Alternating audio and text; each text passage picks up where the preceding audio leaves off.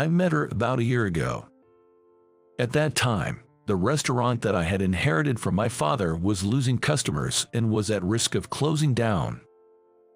The restaurant was located in a town adjacent to a fairly well-known tourist attraction, akin to something like Napa Valley. Tourists used to flood into our town, making it a bustling place. However, a few years ago, the town's train station became a mere stop for the express train, resulting in fewer tourists stopping by and a drastic decrease in customers at my restaurant. I had confidence in the taste of my food. I didn't want to shut down the restaurant so easily. But I couldn't think of a good solution. In order to clear my head, I decided to refresh myself by spending a night at a hotel with hot springs in the neighboring town of Sonoma, a place that also held connections to my father. "Mr. Jones, my name is Catherine, the young proprietress here. I'll bring your dinner, with drinks and appetizers shortly, but the main dish may take a bit longer. I hope you understand." "Is there a problem?" "Actually, one of our kitchen staff fell ill unexpectedly, and so, well, if it's an emergency, there's nothing we can do. I apologize for the inconvenience." "Is the staff member okay?" "Yes, our head chef. Well, he is conscious, just due to his age, we had to." "I see. Take care of him." The person who fell ill, as Catherine, the young proprietress, had unintentionally mentioned, was the head chef. The reason I have chosen to stay at this hotel was because I wanted to taste that head chef's dishes.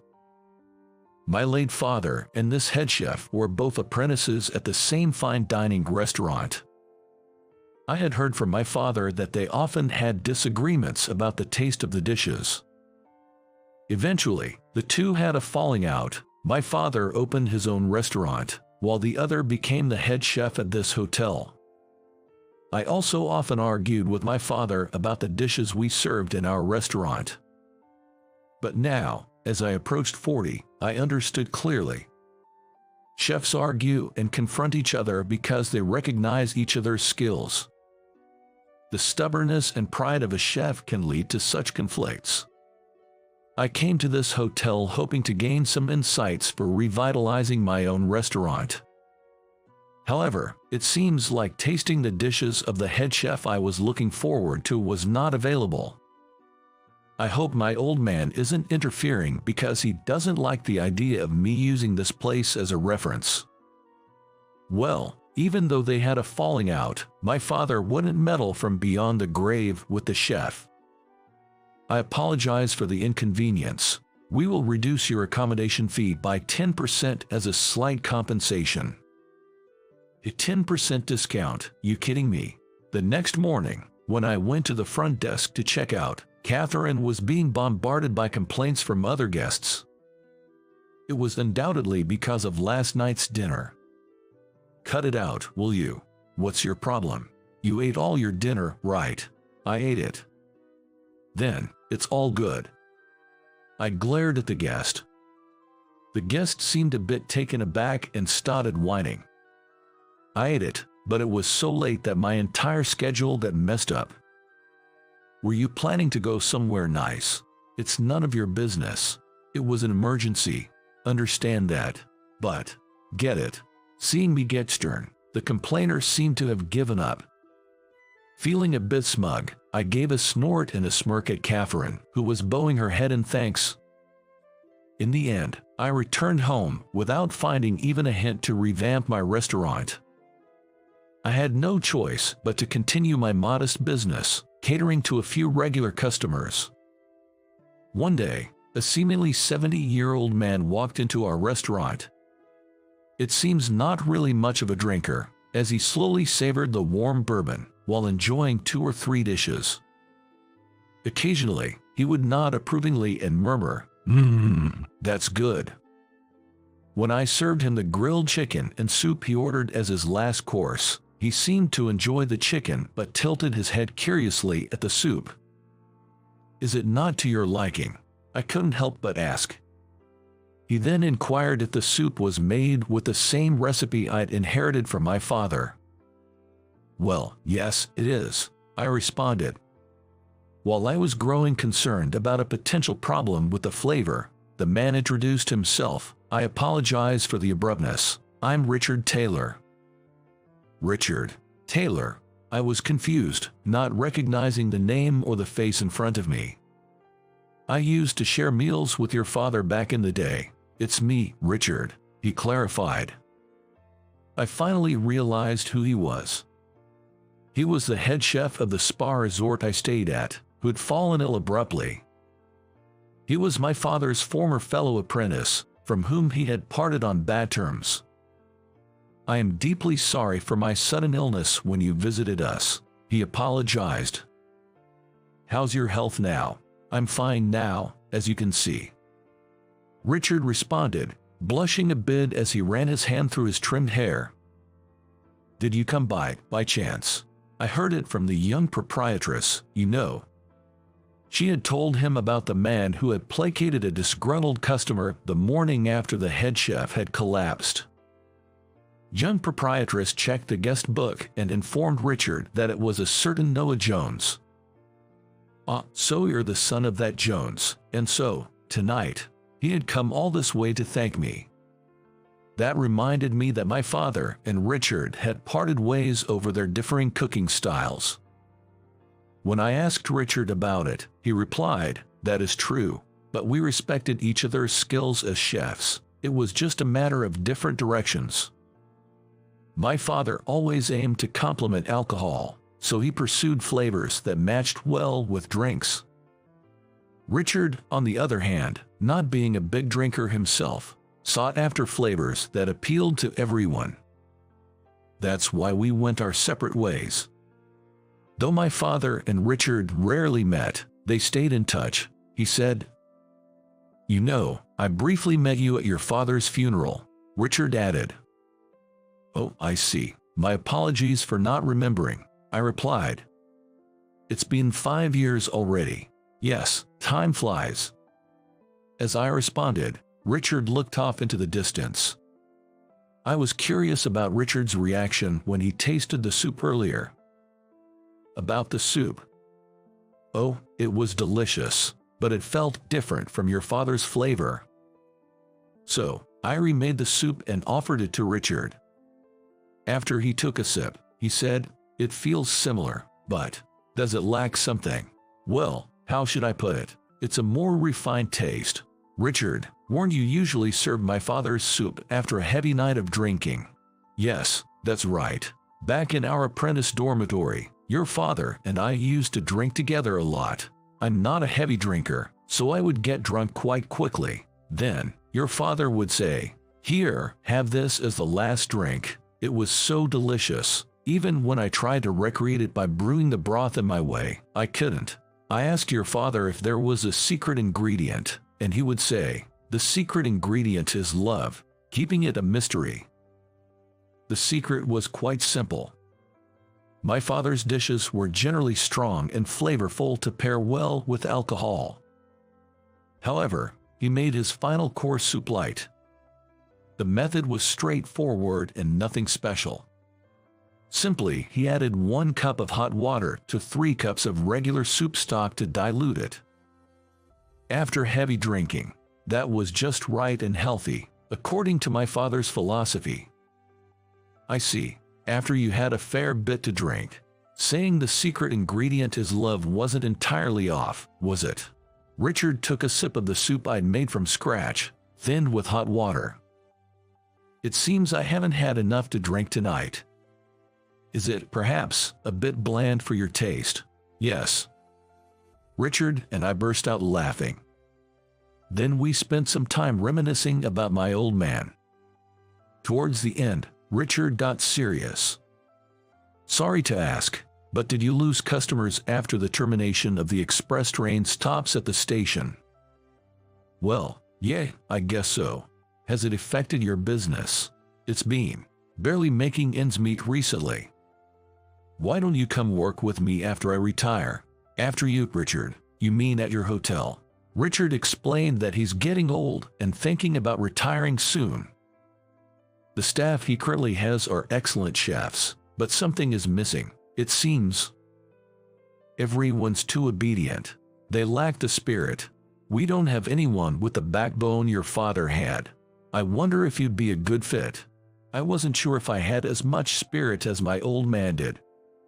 Plus, it wouldn't be fair to the sheiks who've been there from the start if I just walked in. I'm honored by your offer, but I can't give up on this place. It's my dad's legacy. I'm not ready to let go yet." When I said this, Richard seemed to understand and nodded several times. "You're right. I was too hasty. After all, you're the son of that great man." And then, leaving me an invitation to visit his kitchen if I ever change my mind, he left a complimentary voucher for his hotel before departing. About 3 months had passed since Richard started visiting my diner. My business was on the verge of collapse. Maybe I should go and check out Richard's hotel. I wasn't ready to close the doors on my diner just yet, but I knew I needed to do something if I wanted to move forward. "Mr. Jones, we've been expecting you." Did I arrive a bit too early? Aiming for a time before the chefs would get busy with dinner preparations, I'd arrived at the hotel a bit early. "I'll call the head chef for you. He should be free at this time. That's why you came early, right?" She knew my intentions. As I was apologizing to her, she just smiled and said the head chef was also eagerly waiting for me. "Hey, everyone, listen up. This is Noah Jones, the man I've been telling you about." As soon as he guided me to the kitchen, Richard introduced me to the other chefs. Everyone bowed their heads and said, "Nice to meet you." "Richard, I'm still not. I understand. It just happens that some of our experienced staff decided to go independent recently. Look, they are all young, aren't they? So I told them that a friend of mine might be able to lend a hand. That's you." Richard said that, but I felt a little uncomfortable. After all, I hadn't given up on my dad's diner. That night, after a dip in the hot springs and returning to my room, the hotel's maid had set up my dinner. When asked what I'd like to drink, I ordered a glass of bourbon. Shortly thereafter, the bourbon was brought in. The one who brought it was the young proprietress, named Catherine. "Thank you for coming today. Thank you for having me. Please, have a drink." "Thank you. I'm honored to have the young proprietress herself serving me." "Oh, it's nothing. I've heard about your father from the head chef." Recently, Richard had been talking about my dad to Catherine every chance he got. "He told me that the person I am now, it's because of your father." It's odd. My dad used to tell me about Richard, whom he had a falling out with. He referred to him as a fellow apprentice. I continued. "You know what they say, the better the friendship, the fiercer the fight." I mused while I poured myself another glass, and then another, from the bottle that Catherine had handed me. "Please, feel free to indulge tonight," she suggested. She was quite persuasive. And by the time I was fairly inebriated, Richard arrived. "How about this, as a second helping from your dad, a nice bowl of soup to finish off," he offered. I felt a strong urge from Catherine and Richard to become a cook at their hotel. But I couldn't bring myself to close the restaurant my father had left me. That night, I was alone in my bed and I couldn't fall asleep. "What part of this dish do you not like?" "It's old-fashioned. The food Dad cooked. It doesn't matter what you said. We're serving this to customers." I remember arguing with my father about cooking. Those memories faded in and out in my drunken head. My restaurant was quiet for the days that followed. Until one day, an unexpected customer arrived. It was Catherine. "Oh, you startled me. I just decided to come." "Did Richard suggest you come here?" "Yes, partly, but I also wanted to come," she replied. "Just a moment, please," I said to Catherine and pulled in the shop curtain that was hanging outside. "Sorry, but we're closed for today." "Because of me?" Catherine asked, looking a bit apologetic. since you're already here, and it's not like we're busy." I gestured around the empty restaurant with a resigned laugh. "So things are really tough, huh?" "I'm ashamed to admit it," I confessed. "I heard rumors about a major blow to the next town ever since the express train started passing through," she mentioned. "Anyway, let's forget about these depressing talks. Let's enjoy ourselves." Catherine was quite a drinker. She was the only daughter in her family that had been running a spa resort in the area for generations. Naturally, she became the young proprietress. She had learned to drink since she took over the role. I start working early in the morning, and I find myself looking forward to a drink after a long day. I'm the same, but in my case, I think I just inherited my father's love for alcohol, I replied. Just a few months earlier, Catherine and I had met only once or twice, but we were now talking like old friends. "Come on, let's have another round." "Another one?" I asked, surprised. "Yes, just one more. But my heart is already full. Dad, I'm sorry, I can't keep running this restaurant anymore." 6 months later, I closed the restaurant that my father had left me and took a job as the deputy chef at the spa resort where Catherine and Richard were. Thanks to Richard's efforts, the existing chefs warmly accepted me. When I was appointed as deputy chef, the young proprietress Catherine had proposed a condition. "Please live here in this resort and join us for a drink after work." This was exactly what I wished for. I had no reason to refuse.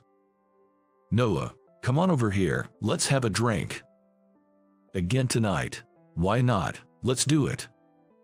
When I entered the room where she was waiting, I saw Catherine happily pouring whiskey. "Here, have a glass." I responded with a nod and took the shot glass in my hand. And as Catherine poured for me, I thought to myself, I'm about to turn 40. It's not that I haven't had girlfriends in the past, but I've stayed single up to this age. My late parents were late to marry, and when my dad was 40, I was born. Now, as I'm about to turn the same age as my dad was when I was born, I'm here, every night, getting whiskey poured for me by Catherine. Maybe this is what they call fate. "What do you mean?" In response to Catherine's question, I said this. "Will you accompany me for a nightcap for the rest of our lives? For the rest of our lives?" After a moment, Catherine smiled broadly and nodded vigorously. Catherine and I gazed at each other. It was a moment when our feelings connected. Thus, Catherine and I got married, with Richard, who retired, serving as a matchmaker. Working together, we strive to manage the hotel. How was it? Subscribing to the channel would be a great motivation for us to continue making content. See you in the next video.